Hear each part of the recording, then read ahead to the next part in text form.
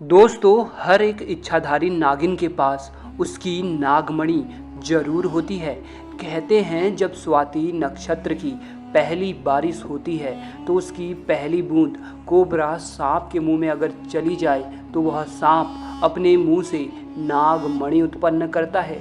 जब एक सांप नागमणि पा लेता है तो उसमें कई सारी शक्तियाँ आ जाती हैं, जैसे कि नाग का मनुष्य रूप धारण करना, मनचाही जगह पर पलक झपकते ही पहुंच जाना, अपना आकार कितना भी बड़ा कर देना और कितना भी छोटा कर लेना। ये सभी शक्तियाँ उसके पास आ जाती हैं। कहते हैं नागमणि की रोशनी बहुत ही ज़्यादा तेज होती है कि इसका प्रकाश कई किलोमीटर दूर से भी देखा जा सकता है। परंतु दोस्तों, एक इच्छाधारी नागिन अपने नागमणि को हमेशा लोगों की नज़रों से छुपा कर रखती है, परंतु जब भी कोई उसकी नागमणि उससे छीन ले तो नागिन का गुस्सा सातवें आसमान में होता है। ऐसी ही एक सच्ची घटना आज हम आपको बताने वाले हैं, जो कि बिहार के दरभंगा के एक ऐसे गांव में घटी जो कि जंगल के बिल्कुल करीब बसा हुआ है। इसी गांव में सौरभ और गोपाल नाम के दो व्यक्ति रहते थे। दोनों की काफ़ी अच्छी दोस्ती थी और दिन के समय दोनों अपने बकरियों को चराने के लिए जंगल साथ जाया करते थे।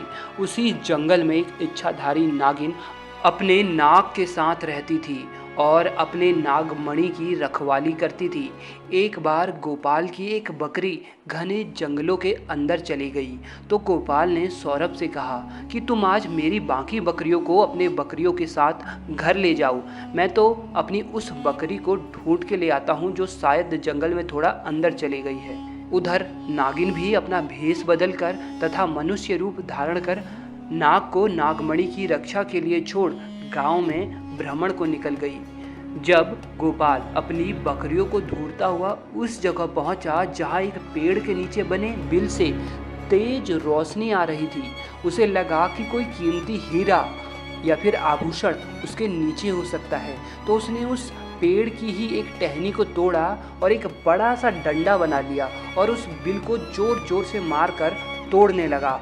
उस बिल को तोड़ते समय गोपाल बहुत तेजी से डंडे का वार कर रहा था, जिसमें से दो चोट नाग के बिल के अंदर मौजूद नाग को भी लग गई और नाग ने उसी समय अपना दम तोड़ दिया। जब गोपाल ने मरे हुए नाग को देखा और उसके पास तेज चमकती मणि को देखा तो वो समझ गया कि वो चमकती चीज नागमणि ही है। उसने पहले नाग को डंडे से हिलाया और यह सुनिश्चित किया कि नाग मर गया है या जिंदा है।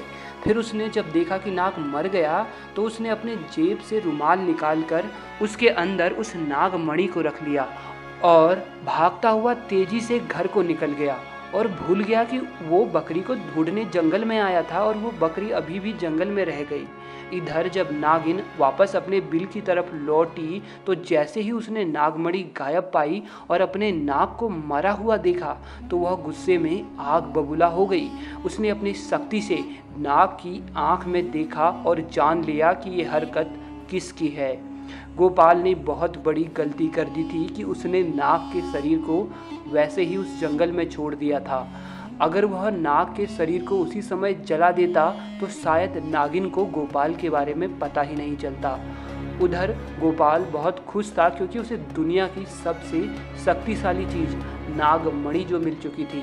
गोपाल जब घर पहुंचा तो सबसे पहले उसने नागमणि अपने हाथ में पकड़ी और यह इच्छा जताई कि उसकी खोई हुई बकरी उसे मिल जाए। दोस्तों, चमत्कार हुआ कि अगले ही पल वह बकरी उनके घर के दरवाजे पर थी। गोपाल ये सब देखकर बहुत खुश हो गया। उसने नागमणि की सहायता से अपने घर को ही बदल दिया और अब वह गांव का सबसे अमीर इंसान बन चुका था और वह केवल और केवल नागमणि की मदद से। उधर नागिन अपने नाग का बदला गोपाल से लेने के लिए बेकरार थी, परंतु वह विवश थी क्योंकि गोपाल के पास नागमणि थी और वह तब तक गोपाल को नुकसान नहीं पहुंचा सकती थी जब तक उसके आसपास वो नागमणि हो। दोस्तों, कहते हैं कि इच्छाधारी नागिन बगैर नागमणि के भी कोई भी रूप धारण कर सकती है। अपनी इसी शक्ति का फायदा उठाकर नागिन ने एक सुंदर कन्या का रूप धारण किया और गोपाल किसी काम से दूसरे गांव जा रहा था तो उसके बीच रास्ते में बैठ गई और रोने लगी।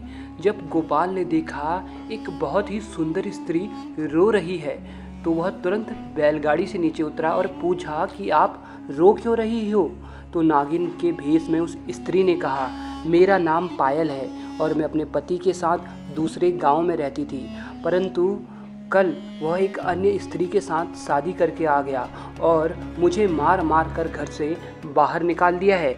मैं बेसहारा हूँ, लाचार हूँ। गोपाल को उस स्त्री पर तरस आ गया और उसकी सुंदरता से गोपाल बहुत आकर्षित भी हुआ। वह उसे अपने साथ घर ले आया। धीरे धीरे नागिन और गोपाल में दोस्ती शुरू हो गई और दोस्ती इतनी गहरी होती चली गई कि गोपाल को पता ही नहीं चला कि कब वह उस स्त्री से प्यार में फंस चुका था।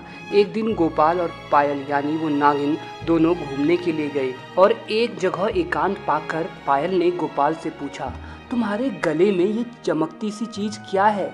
तो गोपाल बोला, कुछ नहीं, एक साधारण सा आभूषण है, मुझे बहुत अच्छा लगा इसलिए मैं इसे गले में पहनता हूँ। दोस्तों, ये वही आभूषण था जो नागमणि के नाम से पुकारा जाता है। तब पायल बोली, क्या तुम कुछ समय के लिए मुझे ये दिखा सकते हो, क्योंकि मुझे इसकी चमक बहुत भाती है। मैं देखना चाहती हूँ कि आखिर मेरे गले पर ये कैसा लगता है। इस पर गोपाल चिल्लाते हुए बोला, नहीं, मैं तुम्हें ये नहीं दे सकता हूँ, इसके बदले तुम कुछ भी मांग लो, मैं तुम्हें दे दूँगा। इस पर पायल एकदम से गुस्सा होकर बोली, गोपाल, तुम तो कहते हो कि तुम मुझे अपने जान से भी अधिक प्यार करते हो और मैंने बस एक तुम्हारे गले की यह माला क्या मांगी। इस तुच्छ सी चीज़ के लिए तुम मुझे मना कर रहे हो और मुझ पर गुस्सा कर रहे हो। रहने दो, मैं जानती हूँ कि तुम्हारे लिए मैं ज़्यादा मायने नहीं रखती। परंतु गोपाल ने फिर न चाहते हुए भी अपनी वह माला निकाली और पायल को देते हुए बोला, ठीक है, कुछ समय के लिए तुम इसे पहन सकती हो, परंतु ध्यान से। पायल के हाथ में जैसे ही वो नागमणि आई, पायल का रूप एकदम से बदलने लगा। केवल एक पल में ही पायल एक सुंदर कन्या से एक भयानक कन्या के रूप में परिवर्तित हो गई। उसका चेहरा बिल्कुल नाग सा हो गया और उसने कई बार गोपाल को डसा और डस कर उसे मार डाला। नागिन का इंतकाम पूरा हो चुका था, उसने अपने नाक का बदला ले लिया था।